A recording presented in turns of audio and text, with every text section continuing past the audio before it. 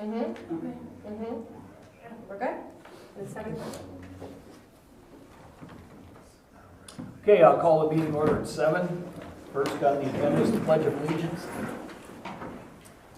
I pledge allegiance to the flag of the United States of America and to the republic for which it stands, one nation, under God, indivisible, with liberty and justice for all. Okay, next thing, the ADA Title VI grievance forms as well as a voluntary public announcement. Involvement survey are available in the hanging wall file for anyone interested. Tonight's meeting is being streamed on YouTube. So, Nathan Howell, watch your language. I'll try. Okay. Next is the approval of minutes. I'll make a motion, we approve the minutes since our last regularly scheduled meeting. I'll second. Motion made by Albert, seconded by Mrs. Poforsky. Any discussion? Mrs. Poforsky? Yes. Mr. Pan? Yes. Pan? Mr. Watkins? Yes. Mrs. Deal? Yes. Albert votes yes, passes 5-0. Next, the approval of claims. I'll make a motion that we approve the claims. I'll second. Okay, motion made by Mrs. Poforsky, seconded by Mr. Watkins to approve the claims. Any discussion? Mrs. Poforsky? Yes. Mr. McMahon? Yes. Mr. Watkins? Yes. Mrs. Deal? Yes. Albert votes yes, passes 5-0. Next, utilities. MCO, you're on the air. Right. Biggest item is we continue to work with Bowen and McMahon on the design and planning of the new water plant, the water main project. The 16-inch HDPE water main is it's 100% installed from the correctional center to Valparaiso Street. The land acquisition for the new wells is proceeding. McMahon is they sent out the 60% design for the new water plant. I reviewed it today. We'll be in a meeting with Bowen and McMahon to discuss potential changes, but it looks like it's going to be a very, very good facility. The old main from Valparaiso Street to the old feed store will be abandoned. We were hoping this week. We ran into a little bit of supply chain issues with some of the sales for the water services. So hopefully next week that'll be taken care of. The pavement will be repaired at various locations.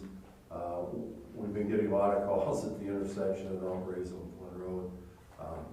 Unfortunately, that has to be dug up one more time so we can abandon part of the old line and disconnect. So that's kind of what the issue is with that. So it's extremely complicated and difficult excavation there. So that was it proceeded extremely well. So the old generator from the old wastewater plant, we used it as temporary at the lift station at the correctional center. We moved to the water plant as a backup to the trailer, the trailer mounted one that's there. It's starting to show signs of its age, so we will tie that in. The new facility will actually have 2 generators there. They can run dual, or each one will be sized large enough to run the facility by itself. We did that at the wastewater plant also, just for more redundancy. I think I said before though, with the new customer, which is by far going to be the largest customer, they're going to be using a lot of water pretty quickly at times. So we don't have the luxury of being able to live off the tower for a very long time. So it's extremely important that the pumps can run whenever there's any sort of emergency situations. One of the other things that we're spending a lot of time with locates. The directional boring is causing us a ton of time. There's some contractors that are very good. Some boring contractors are really good. They call them in a few at a time. You can work with them and that type of thing. problem last week with a contractor who kept calling them in. We had one section that we failed to locate, but NIPSCO hadn't located their gas or the underground electric. They did put one of the water services actually on the customer side, but they called in a mile and a half locates at one time, and it's extremely difficult. Our staff is not a locating company, so we still have to operate the utility, and going out and locating that probably takes, that section was probably 6 or 8 hours of man time to locate that. So hopefully we can work on that and work on any contractors that come to town.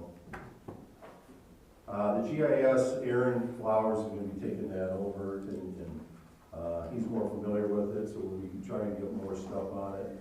Talked to McMahon about getting the treatment plant and the new water main, and make sure everything's on the GIS.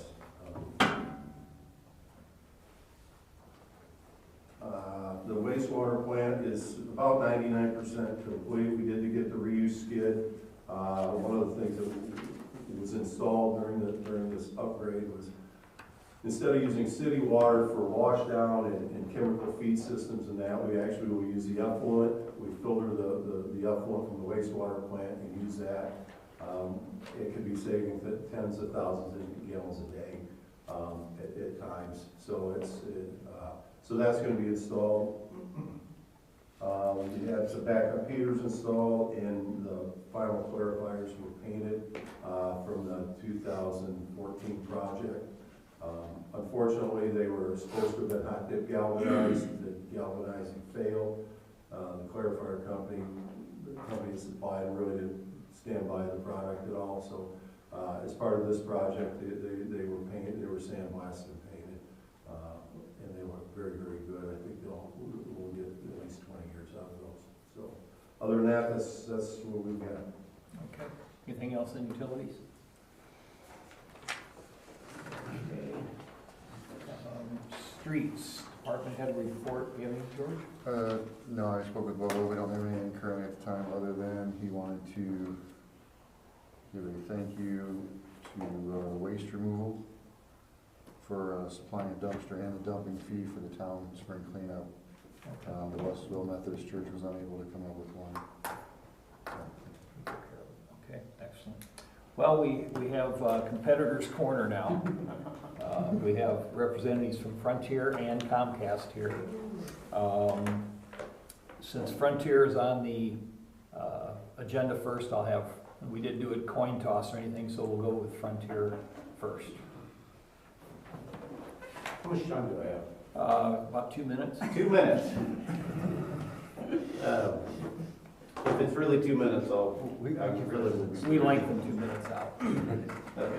All right, so Frontier is with me, by the way, is Todd Payne. He's our construction manager for the state of Indiana. Todd will be meeting with the local public works person to set up a meeting. That's you. Talk about locates. That was very sensitive, it sounded like, and Todd will work very closely with the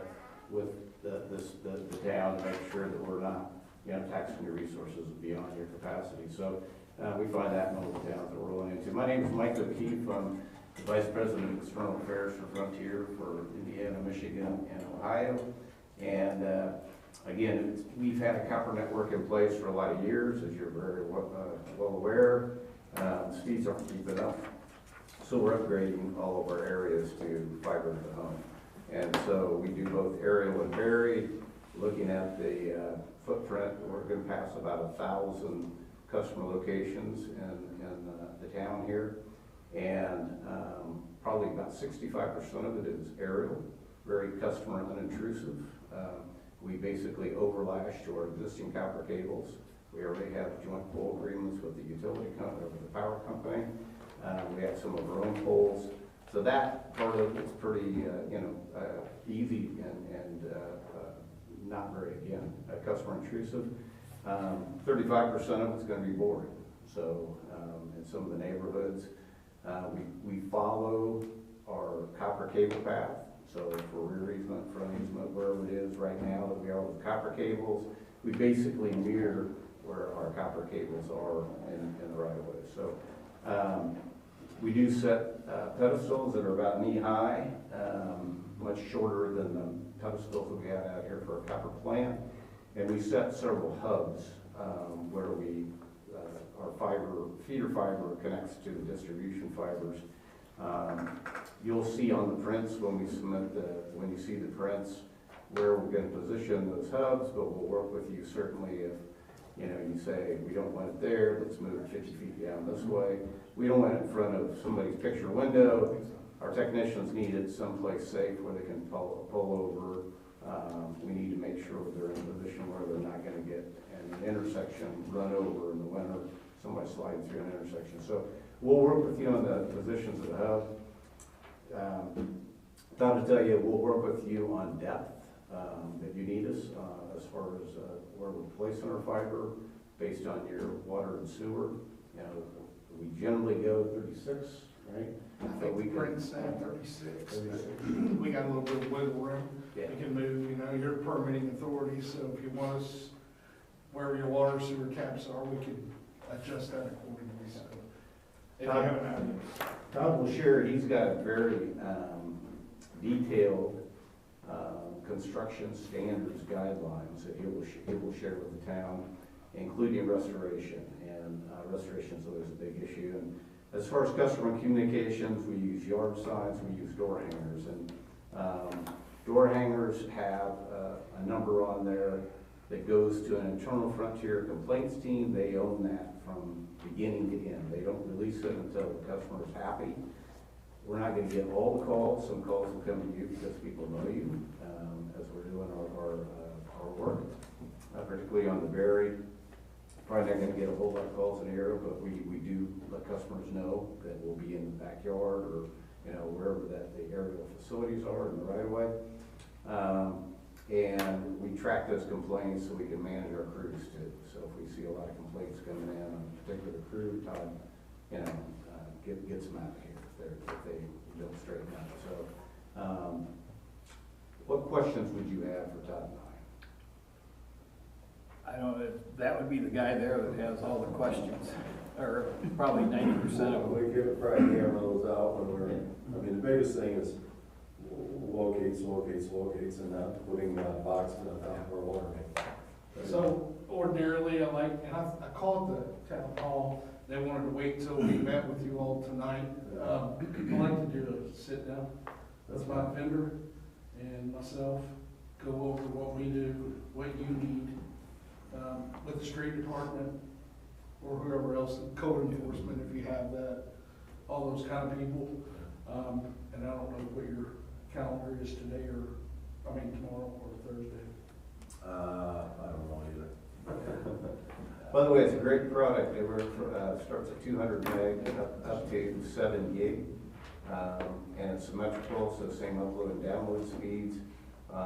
It's a proven product. We've been deploying this in Frontier for about going on 4 years. And I was part of Verizon prior and GTE prior to that, but Verizon put fiber all around Dallas, all through Tampa, LA, New York City. The same area, the same company, people who ended up in Frontier built it all over the place. So it's just a great product. It's data and voice only, not TV. We do have a partnership with YouTube TV. I've had YouTube TV in my house for about going on 4 years. Fantastic product. There's Hulu Plus. There's a lot of options now for video.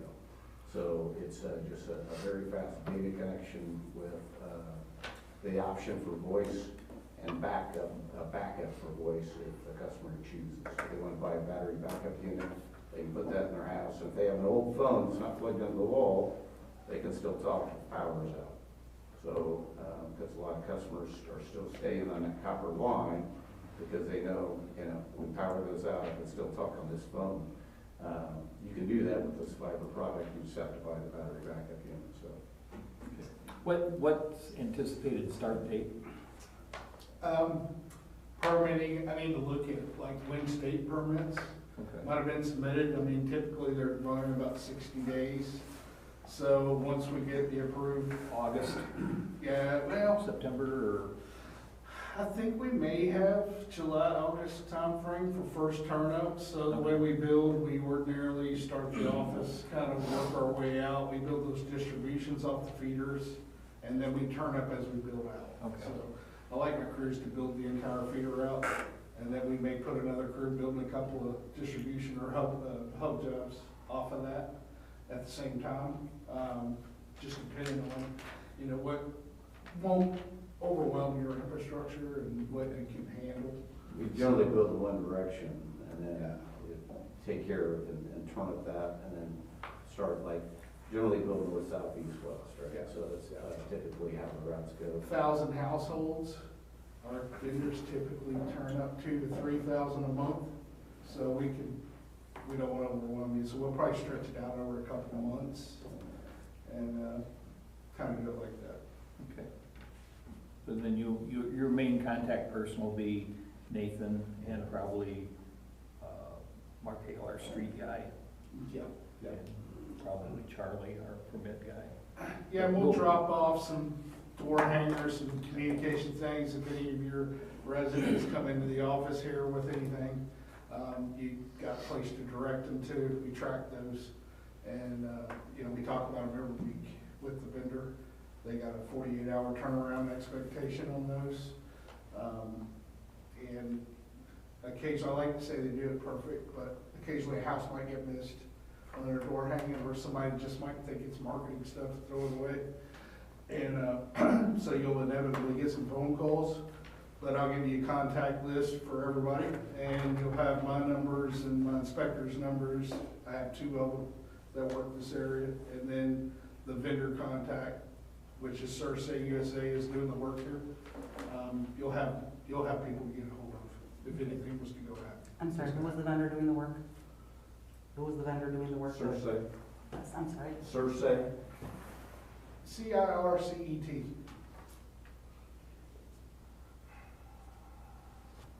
Anybody have any questions or? I do real quick, I won't take a lot of time. Do you guys have independent contractors that are handling your copper networks now, or are you guys still doing that yourselves? Still doing that ourselves. So anything construction related, if you got a pole, anything like that, that you're having issues with, or you're not getting a response from, that number to me will work just as well. I'll get that at the end of the meeting, because all over town, we have a Frontier location here in town, and it seemed like, at one point, we had, pretty good attention to the town as far as the infrastructure, but now, like, everywhere you look, you see a copper access box hanging open, and they hang open for weeks. I mean, I've actually put them together myself when they're on my property, because I get sick of looking at them. Unfortunately, line loss on copper networks, they did that a lot. People moved to a better product. Sure. Yeah, but just the same, you have to look at a box with a bunch of wires in it, Yeah. sitting open on your property. Yeah, now, absolutely. so.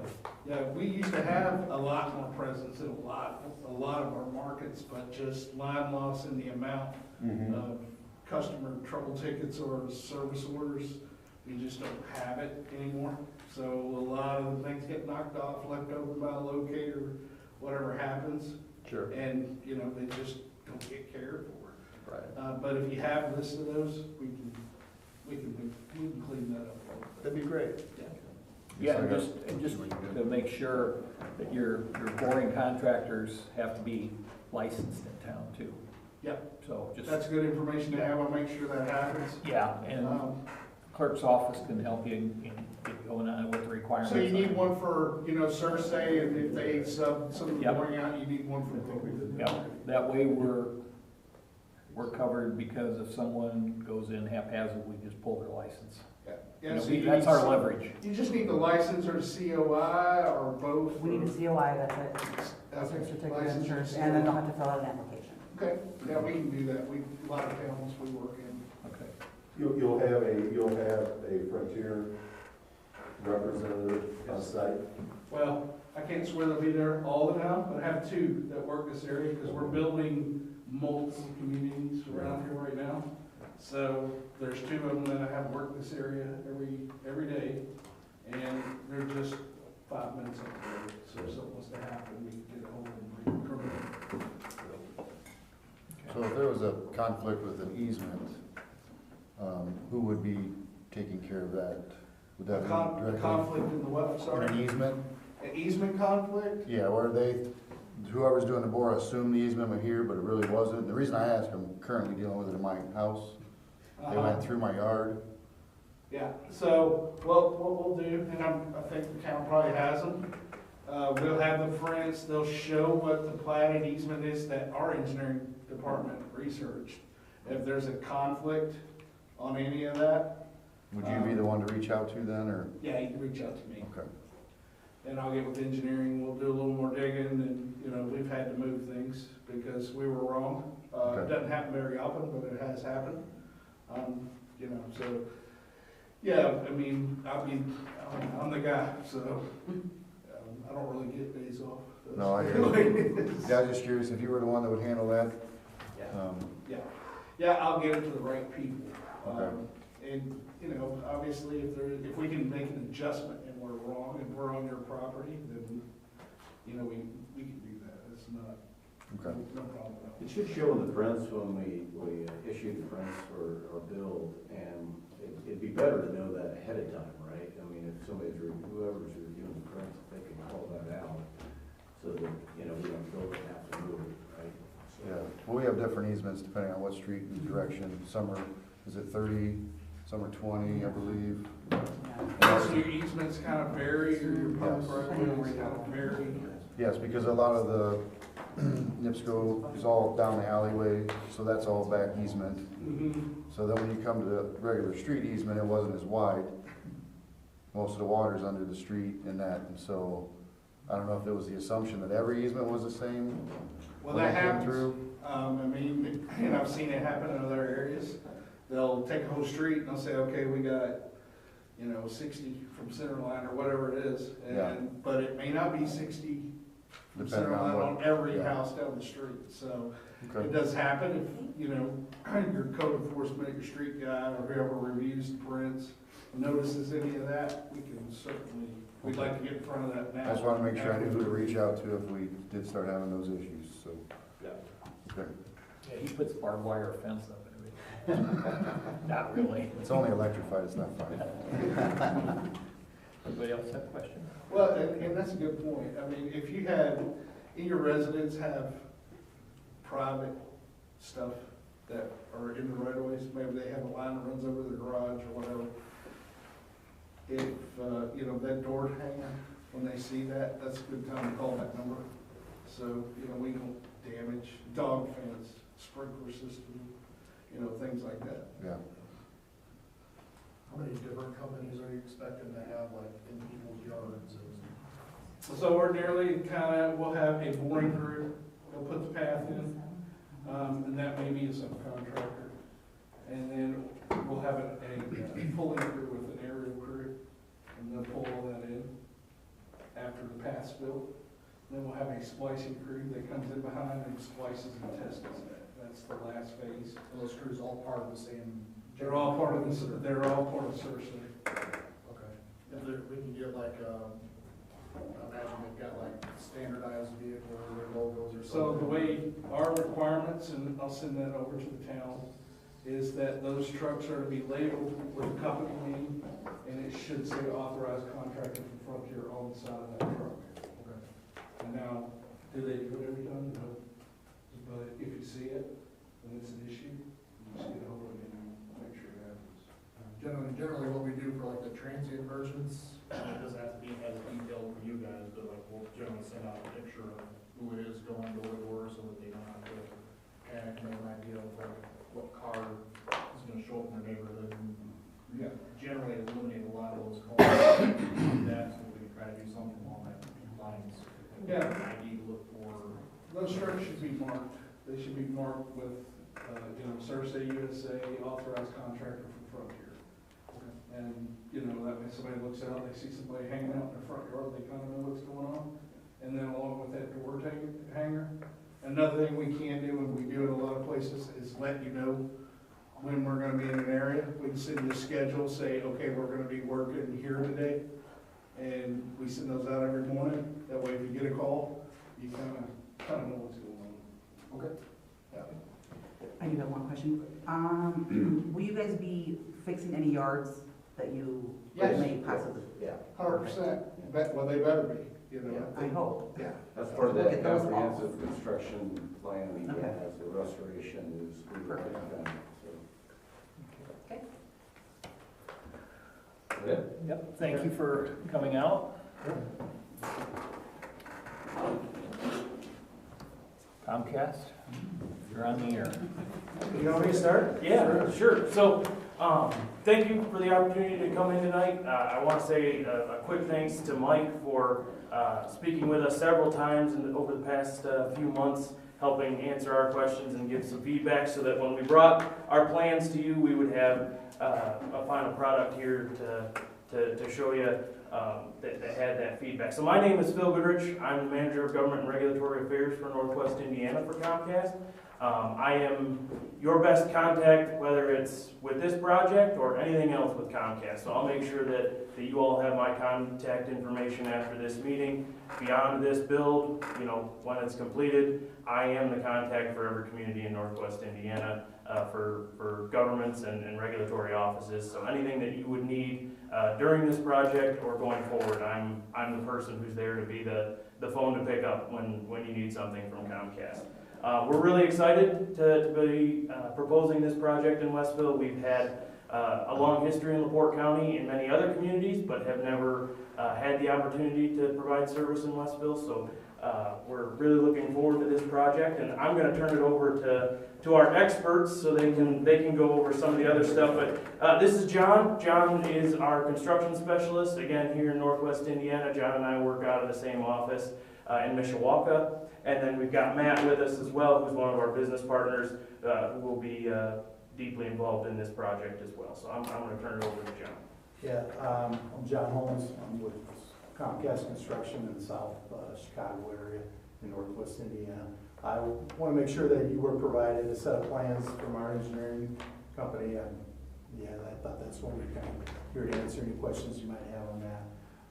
What we're proposing to do primarily in this initial build in Westville is to focus on the businesses, mainly the alleys north and south of Main Street.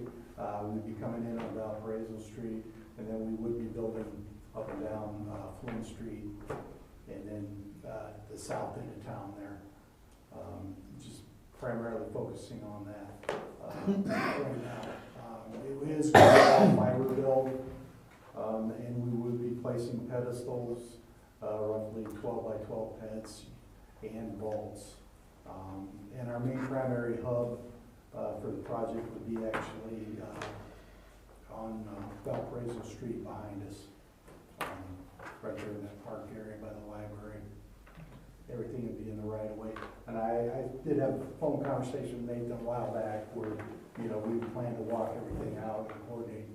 As far as, I know he mentioned the locates at that time, and we'll try to accommodate the best we can on that. Currently, our build, we're anticipating starting probably early June, if all goes according to plan with your permitting process. We already have county and state permits approved. And it's all going to be directional bore, it'll all be underground.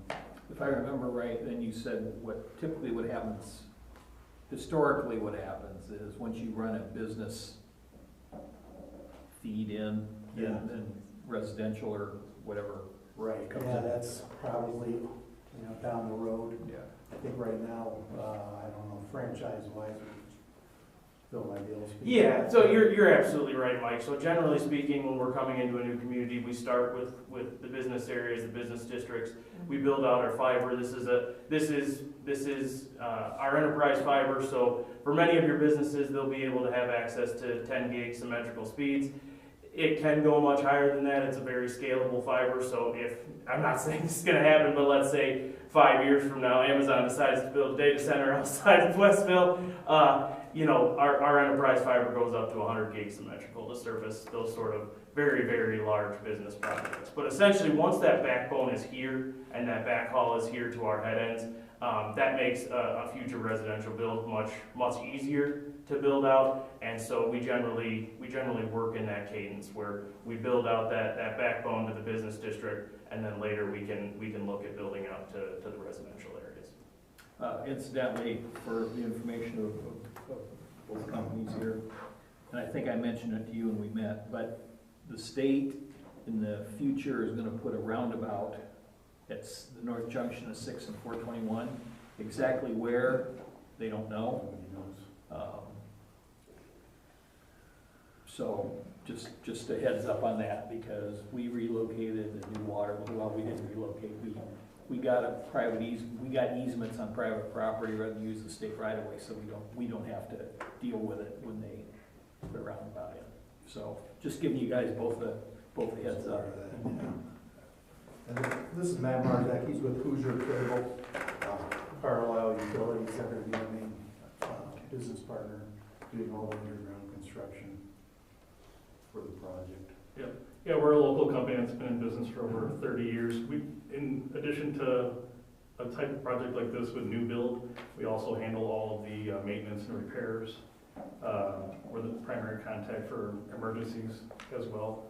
We handle aerial and underground, but in this case, it's going to be all underground. And you know, we will not be subbing this job out. We have about 8 pouring crews in-house, so we can handle that all in-house and won't have the problem of, you know, potential problems of subbing it out to contractors that we are not familiar with. You'll be talking to Nathan a lot then? Okay, so you're going primarily, you said down to business district, but you said the alleyways north and south of Main Street? Correct. So would those be for The one residential further connection, north or? to, which is where the post office is, we're gonna run down that alley. Okay, yeah, because you got Walnut. So are you going in the alley between Main and Walnut, or just skipping all the way?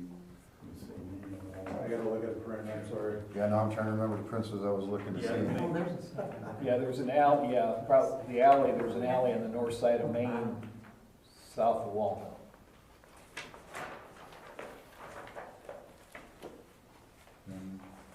South of Walnut. There is the bottom, very bottom one, if you look up. Yeah. Yeah, There's an alley between Walnut and Main, yeah, that's what I was. Yeah, on the north side of Main, south side of Walnut.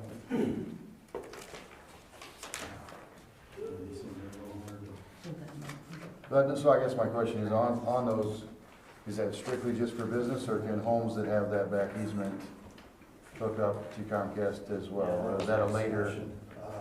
I think currently we're just gonna offer service to the businesses, Okay, was the direction that I was given. okay. But that's always subject to change, I understand. You know, that's like Phil was saying, you know, once we get the main infrastructure in place, it's easy to branch off and pick up some of the residential. Okay. Yeah, once that fiber's there, we can add taps. So, you know, if there's a new business or other things that are along there, those decisions can be made, and it's not intrusive to add those things in for other locations once the main lines are in. Okay. so Hoosier Cable's the contractor, Yes. so we'll just have to register as well. Mm-hmm. Yeah, and we already, like you mentioned, we already have the state and county permits. You'll just We have to would- register as a contractor. We would have to apply for a power supply permit as well, but that would be the only thing that we would be waiting on in addition to your permit. It's gonna be a busy this summer. We like the 21st century built version of the Transcontinental Railroad. We'll have eating Or the cruise. circus. Yeah. The food trucks coming in. Any questions? Any questions? I Yeah. just wanted to interject real quick. All this technology is great, the council needs to understand with all these things that go into the ground, it forces us when we have water main breaks and that type of thing. You know, I started this business 35 years ago. You know, the only thing you had in the ground was gas, and you had maybe 100 pair, 200 pair of telephone cable. Now you could have literally anything under there, and digging with a backhoe is almost non-existent anymore. You almost can't do it. You've almost got to hydro excavate every, and unfortunately that increases the cost of any main breaks and that type of thing. But just so the council's aware, and it's just nothing, you know, it's just the evolution of the sewer and water utilities with all the great technology that's out there, so. But. And you're the guy that gets to deal with it. Yes, we do all right. Sounds like he's asking for a hot tonight. No. The hydrovac is only part of it, you need the guy that can operate it, and that's expensive. Anything else from either group? I will say we will, provide you a full contact list of Okay.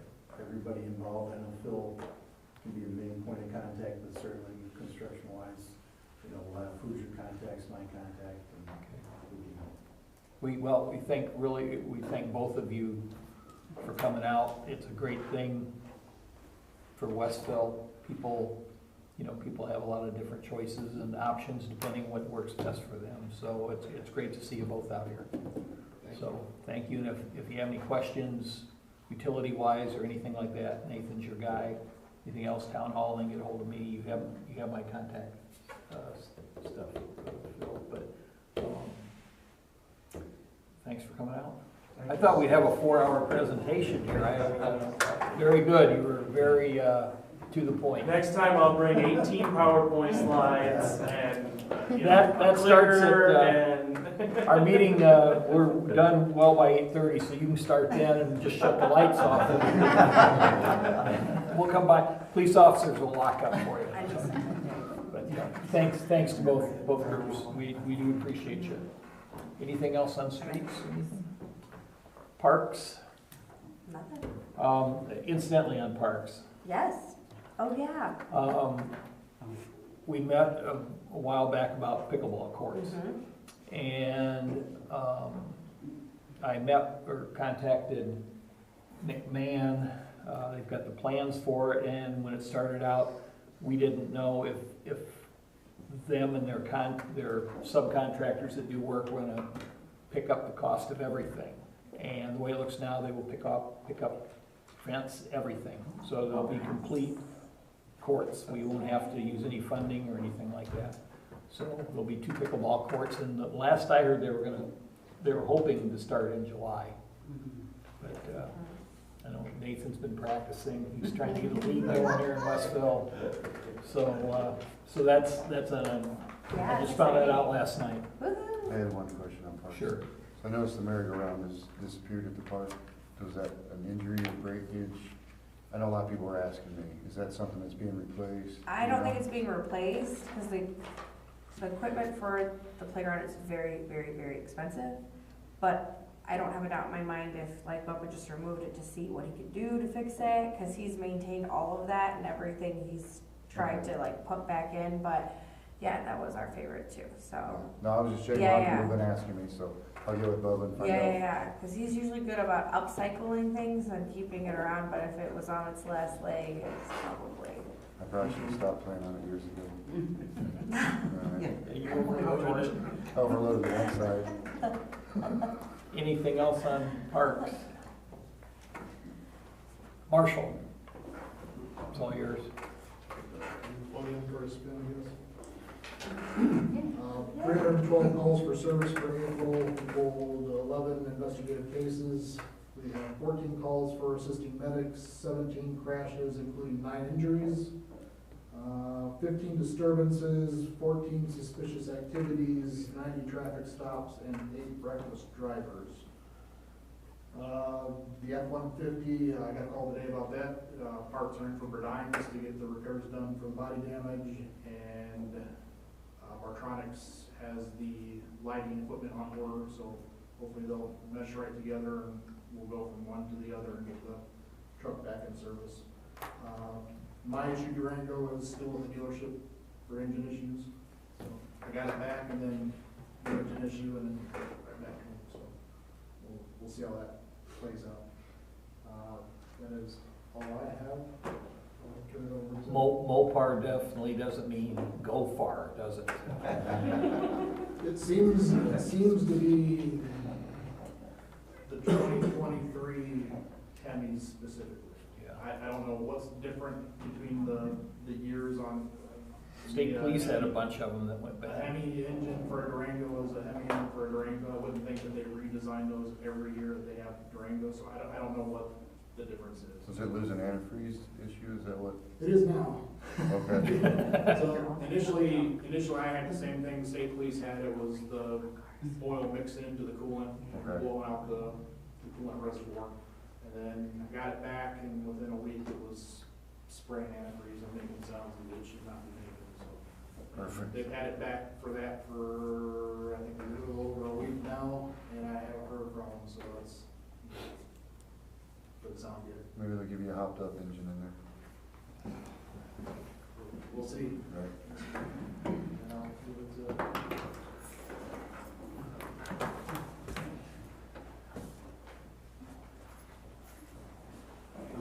Honorable members of the council, builder, internet providers, my fellow colleagues and people on YouTube. I am excited and honored to announce Patrick Guido for our safety board, our newest member. Patrick, would you like to come up here and say some words? I'm Patrick Guido. I know some of you. I grew up in Westville, spent a few years gone, recently moved back. I was excited to start working for the town. I work 2 to 10 at the sheriff's office, so you'll most likely see me like this. I also raise a 2-year-old son. He's the most mischievous toddler I've ever seen, so if you catch me before work, I probably look like a homeless guy chasing a midget. Just, I apologize ahead of time. So that's what my life consists of. Any questions about me? We better know, he's good. There you go. Thank you. Yes, Thanks. thank you. I saw you out running the other day, but you weren't chasing a 2-year-old. You must have just been doing that voluntarily. I was chasing my sanity. Oh, okay. It's like he does. Welcome, thank you for doing this. Anything else on police?